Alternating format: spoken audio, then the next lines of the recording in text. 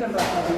आप देखिए इसमें आपके लिए इक्वेशन दिखाई थी अनंतर जो लिखेंगे एग्जांपल 4.4 एग्जांपल 4.4 देंगे। तो इसमें जो अनंतर थे ना फलन तो ये अपना है फॉर्म z इक्वल टू पहले क्वेश्चन जो था वो है 0 से इनफाइनाइट sin πx dx और x into 1 minus x equal to pi proof करना है x स्क्वायर। इसमें आपने f of z माना था तो माना f of z equal to e की पावर i का पाई z अपॉन में z into 1 minus z clear. ये था ब्रैकेट और लगा देना है। तो ये अनंतक निकाले थे आपने इसमें से तो अनंतक बने थे आपके पास z इक्वल टू 0 और माइनस 1 और प्लस 1 क्लियर। आपने इसमें देखो अर्धवृत्त के बारे में डिस्कस किया था, इसको गामा नाम दिया और यहाँ फिर आपने 0 -1 +1 यहाँ पॉइंट -1 था, यहाँ पॉइंट +0 था और यहाँ पॉइंट +1 था।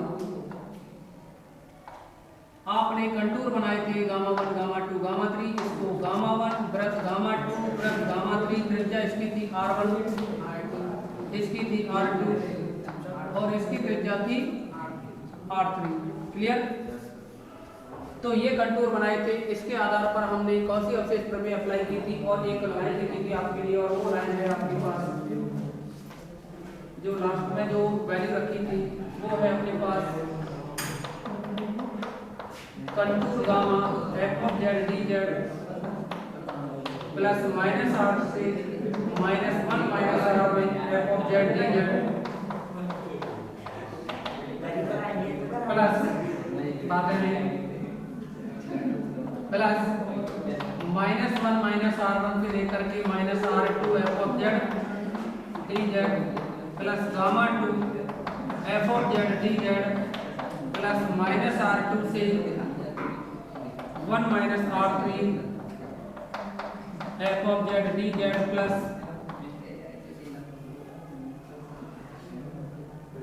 Plus gamma 3 f of z dz 1 plus r3 से capital R f of z dz equal to 0 clear है ना। आप देखेंगे ऊपर वाला जो कंटूर है उसके लिए तो वामावर्त दिशा है, लेकिन इसके लिए क्या हो जाएगी दक्षिणावर्त। जो गामा 1 गामा 2 है ना ये इनके लिए दक्षिणावर्त हो जाएगी।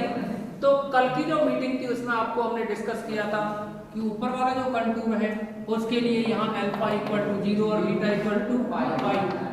लेकिन जब ये गामा 1 गामा 2 इनकी डायरेक्शन उल्टी हो गई तो इनके लिए जो अल्फा बीटा है वो बदल जाएगा। इसके लिए जब इधर से करेंगे ना तो इधर जो बीटा की वैल्यू रहेगी यहाँ वो बनेगी 0 क्योंकि इधर से स्टार्टिंग करोगे और इधर पहुंचोगे तो अल्फा की वैल्यू क्या हो जाएगी पाई। ओके, इन सभी के लिए तीनों गामा 1 गामा 2 गामा 3 के लिए ये चेंज हो जाएगी और जब ये चेंज हो जाएगी तो आप इसमें लिमिट लेंगे -1 प्लस r प्लस गामा 1 वाला पार्ट था यहाँ बीच में। अच्छा गामा 1 नहीं है ना सर ये -1 और -r1 है ना इसको प्लस कर दिया जाएगा। इसके बीच में एक टर्म रह रही है, एक बार इसको दोबारा से लिख देते हैं। नहीं लिख रहा है इसमें कॉपी में तो ये है gamma f of z dz -r2 -1 minus r1 f of z dz plus gamma 1 f of z dz clear. इसको प्लस कीजिए -1 प्लस r1 -1 प्लस r1 से तो ये इस बच्चे ने गलत लिखा है इसमें दीपक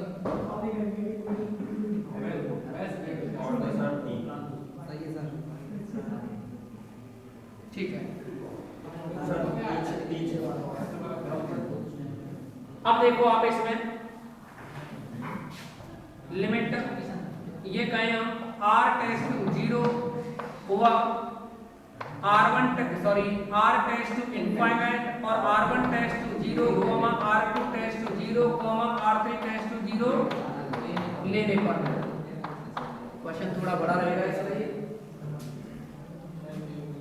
क्वेश्चन थोड़ा बड़ा रहेगा ये।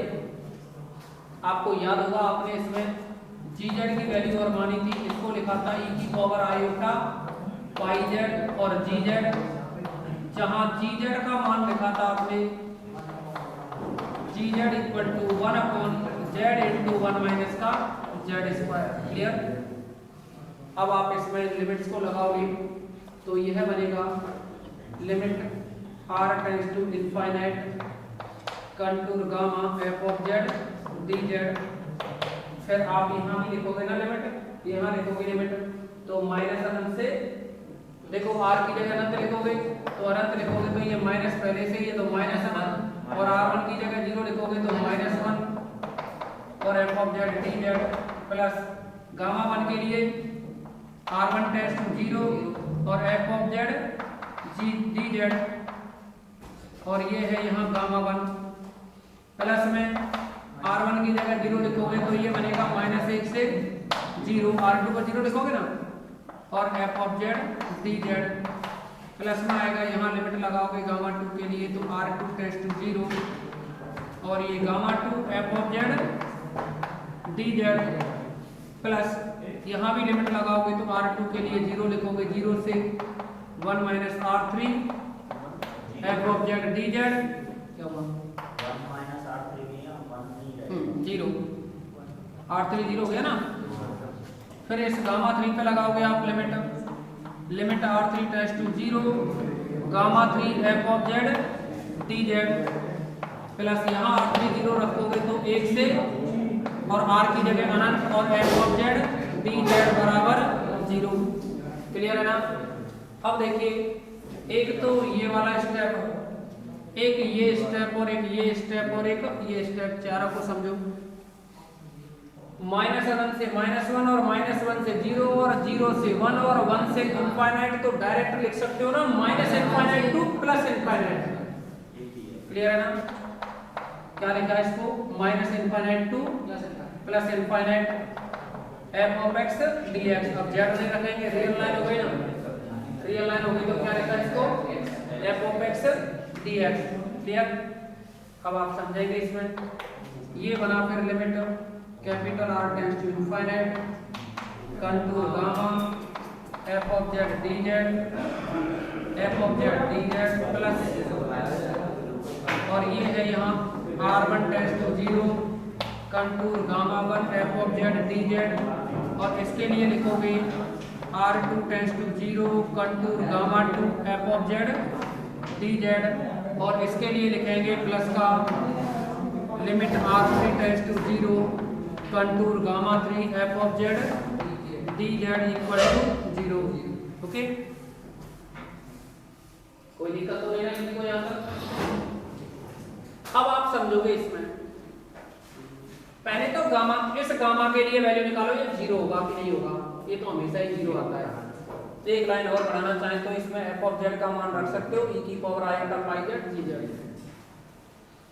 सब में f ऑफ z का मान रखेंगे तो ये बना minus infinite to plus infinite e की पावर, देखो f ऑफ x है ना यहाँ तो f ऑफ x का मतलब इसमें z की जगह x लिखो तो ये बनेगा e की पावर आयोटा पाई x और g ऑफ x और dx प्लस ये बना यहाँ limit capital R tends to infinite contour gamma f of z dz, तो f ऑफ z का जो मान है वो है e की पावर आयोटा पाई z और gz dz। फिर से ये limit r1 tends to 0 gamma 1 f of z dz, तो f ऑफ z की जो वैल्यू है वो है e की power iota pi z gz और dz plus limit r2 tends to 0 contour gamma 2 e की पावर आयोटा पाई z और gz dz plus limit R3 tends to 0 e की पावर आयोटा पाई जेड और G Z और D Z equal to 0। Clear? पहले आप इसको note करेंगे सभी, जितना हो सके उतना जल्दी से।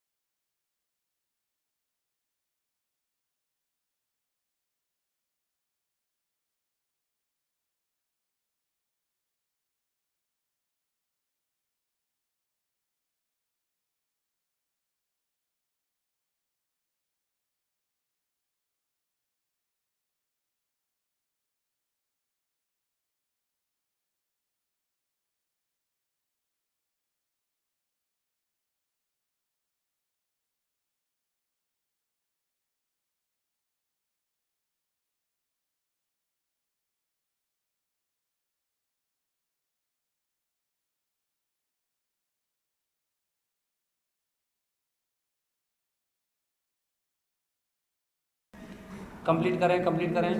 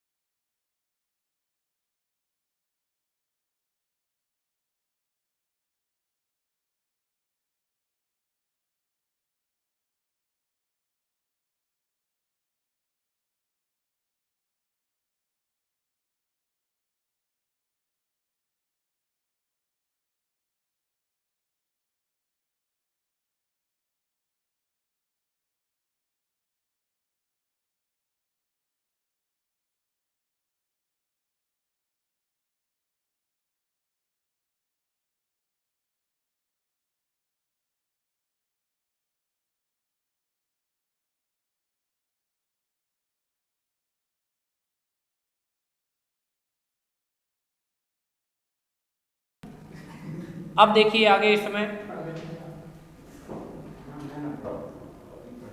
अब आप क्या जो थ्योरम्स पढ़ी है ना आपने, उनका यूज करोगे। यहाँ जो भी थ्योरम्स पढ़ी आपके लिए 1 2 3 थ्योरम बताई थी ना, उनका यूज करेंगे। यहाँ हटाएं इसको।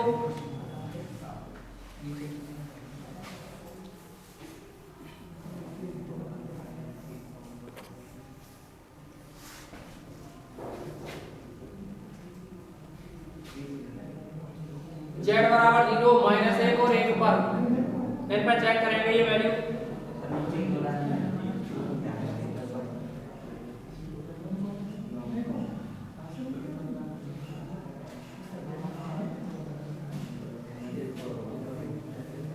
पहले इस गामा के लिए देखो, गामा के लिए ये जो गामा की वैल्यू है ना, e की पावर आयोटा पाई जेड जी जेड, यानी प्रमेय नंबर कौन सी काम करेगी? 3 है, तो उसमें सबसे पहले लिमिट निकालते हैं। अब limit z tends to infinite gz, gz की वैल्यू क्या आनी चाहिए 0। तो limit z tends to infinite gz, gz की वैल्यू है अपने पास 1/z इनटू 1 माइनस का z स्क्वायर। तो यहाँ z को अनंत लिखोगे तो 1/अनंत क्या बन जाएगा ये 0। अगर ये 0 हो जाता है तो फिर ये 0 बनता है। तब limit r tends to infinite contour gamma e की पावर आयोटा पाई z और gz और dz बराबर 0। नेक्स्ट देखिए z इक्वल टू, देखो अब ये पॉइंट है ना जो अनंत तक थे, z बराबर -1 0 1 इन पे निकालेंगे। तो इन पे वैल्यू निकालने के लिए पहले गामा 1 के लिए क्या है, गामा 1 किस पॉइंट पे है -1 पर, इस -1 पे निकालेंगे ना z इक्वल टू -1 पर। तो ये क्या है, सभी स्मॉल r1 r2 r3 त्रिज्या के वृत्त हैं। तो आपको बताया था स्मॉल r1 r2 r3 त्रिज्या के वृत्तों के लिए प्रमेय number 1, small r1 r2 r3 त्रिज्या के वृत्तों के लिए प्रमेय नंबर 1। तो प्रमेय नंबर 1 के अकॉर्डिंग कथन लिख देते हैं उसका। ये था limit z tends to a z minus a f of z बराबर k आता था। तो k की वैल्यू निकालेंगे हम यहाँ। Limit z tends to a की जगह हम -1 रख रहे हैं, z बराबर -1 पे निकाल रहे हैं ना। तो यहाँ बनेगा ये z माइनस a की जगह -1 तो माइनस प्लस साथ में f ऑफ z की वैल्यू है ये e की power iota pi z, e की power iota pi z upon में z into z 1 minus z square है ना ये। तो इस 1 माइनस z स्क्वायर को आप 1 प्लस z और 1 माइनस z लिख सकते हैं। कितना लिख सकते हैं 1 प्लस z और 1 माइनस z। क्लियर। अब आप समझेंगे यहाँ से आगे।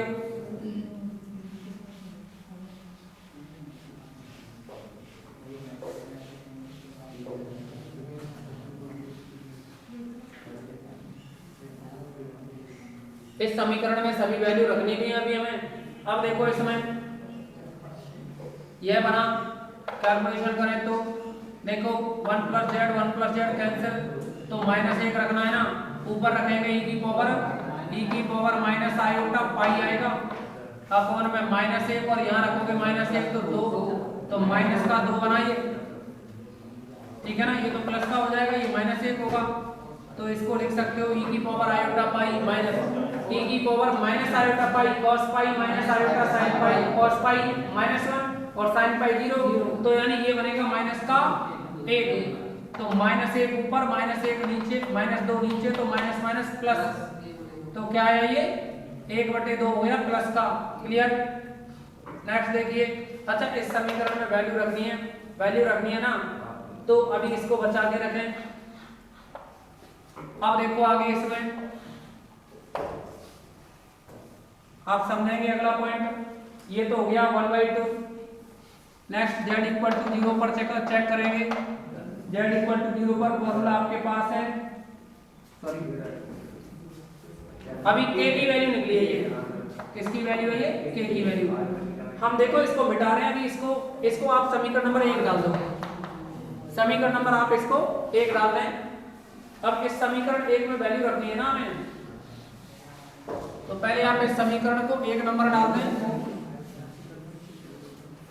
अब आप देखेंगे यहाँ ये हो गई 1/2 k। कितना रहा ये 1/2 k। कैलकुलेशन कीजिए। तब लिमिट r1 टेंड्स टू 0 और कंटूर गामा 1 e की power iota pi z gz बराबर आता है ये iota beta minus alpha into k। देखिए डायग्राम में जहां अल्फा 0 है ना उसको पाई करके लिखो। मैंने बताया ना इनके लिए अल्फा बीटा चेंज हो जाते हैं। तो देख लो अल्फा पाई और बीटा 0। तो अल्फा पाई है और बीटा 0, तो 0 माइनस पाई और k का मान 1/2। तो यह बना माइनस का आयोटा पाई/2 माइनस आयोटा पाई/2 बन गया ना ये। दूसरा z बराबर 0 पे वैल्यू निकालोगे तो यहाँ आप z a है ना a, इसमें a की जगह 0 लिखोगे तो ये बनेगा limit z tends to 0 z minus 0 और f ऑफ z। तो यह बनेगा लिमिट z टेंड्स टू 0 और यहाँ z और f ऑफ z का मान है 1 अपॉन z, सॉरी e की power iota pi z upon में z और 1 माइनस का z स्क्वायर। आप z से z कटेगा, z 0 रखोगे, नीचे 1 बचेगा और ऊपर e की पावर 0 1 आएगा। ये k का मान होगा ना, यह k का मान रहा। तब लिमिट r2 टेंड्स टू 0 और कंटूर गामा 2 और e की power iota pi z gz, इसका मान बनता है iota beta minus alpha into के। तो आप फिर से वैल्यू रखोगे 0 minus pi into alpha, alpha यानी 1 बराबर माइनस आयोटा पाई आएगा। क्लियर। थर्ड पॉइंट के लिए z इक्वल टू प्लस 1 पर, तो यह बनेगा लिमिट z टेंड्स टू 1 और z माइनस का 1 और यह f ऑफ z है, तो ये बनेगा limit z tends to 1 z minus 1। f of z का मान है e की power iota pi z upon में यहाँ z है और इसको लिख सकते हो 1 प्लस z और 1 माइनस का z। क्लियर। ये दोनों कट जाएंगे, बस माइनस का अंतर आएगा ना, एक माइनस का अंतर आएगा, तो इन दोनों को काट के एक माइनस लगा दिया हमने। यहाँ ऊपर देखो 1 लिखोगे तो e की पावर आयोटा पाई बनेगा। e की पावर आयोटा पाई होता है cos pi plus iota sine pi, तो साइन पाई 0 और cos पाई का मान ये माइनस 1 होगा, इस माइनस से ये प्लस कर दिया और यहाँ नीचे 1 लिखोगे तो क्या आएगा, 1 और 1 2 होगा, 1/2 बना। ये k का मान है। अगर यह k का मान है तो फिर limit r3 tends to 0 contour gamma 3 और e की पावर आयोटा पाई z और gz और dz बराबर में iota beta minus alpha into के। यहाँ भी वही मान रखोगे, आयोटा बीटा माइनस अल्फा यानी 0 minus pi into 1/2 equal to minus iota pi 2। Clear. अभी सभी अवशेषों का योग करोगे, सिग्मा सॉरी इन सभी मानों को क्या करोगे, समीकरण 1 में रखेंगे। तो देखिए समीकरण 1 में मान रखने पर,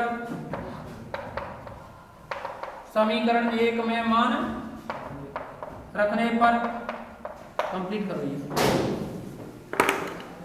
बस, थोड़ा सा और बच रहा है, अभी आप इसको नोट करो। इसके बाद आपका अगला चैप्टर स्टार्ट हो जाएगा 12वां, जो कि यूनिट 2 का शेष भाग है।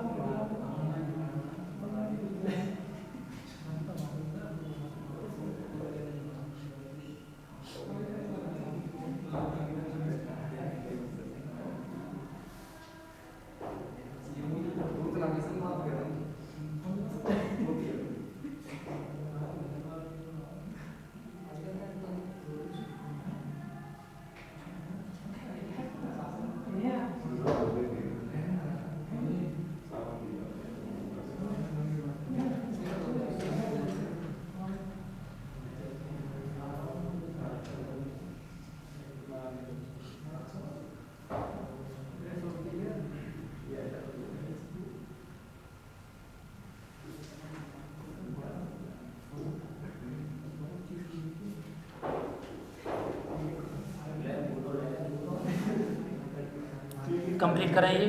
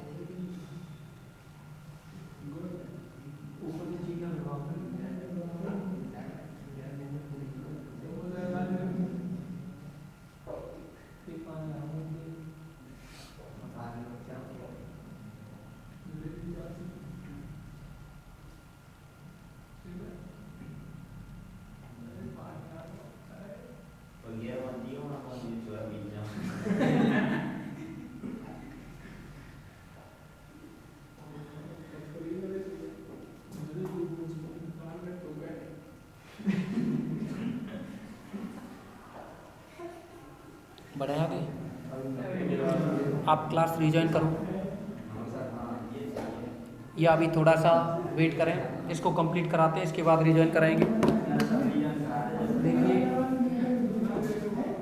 ये जो वैल्यू है ना, इस वैल्यू को आप इक्वेशन नंबर फर्स्ट में रखेंगे। तो फर्स्ट जो इक्वेशन था, इक्वेशन नंबर जो फर्स्ट था ना,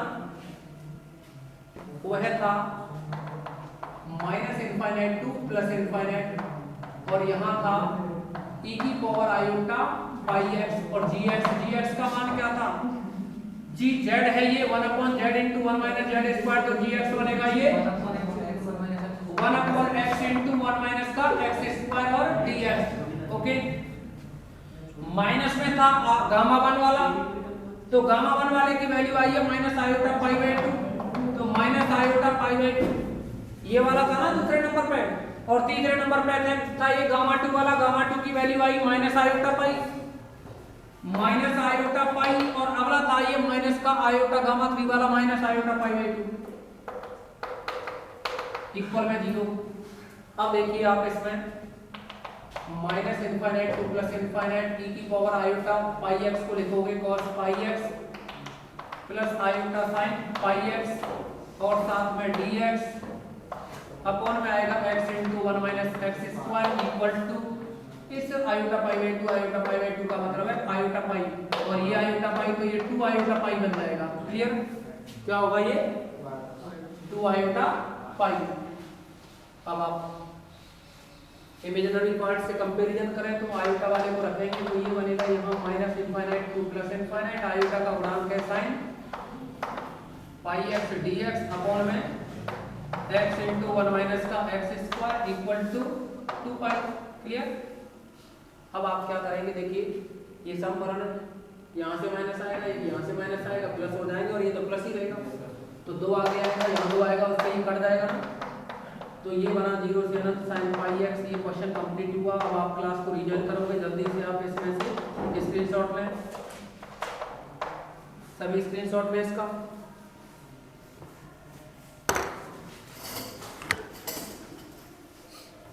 स्क्रीनशॉट लो सभी।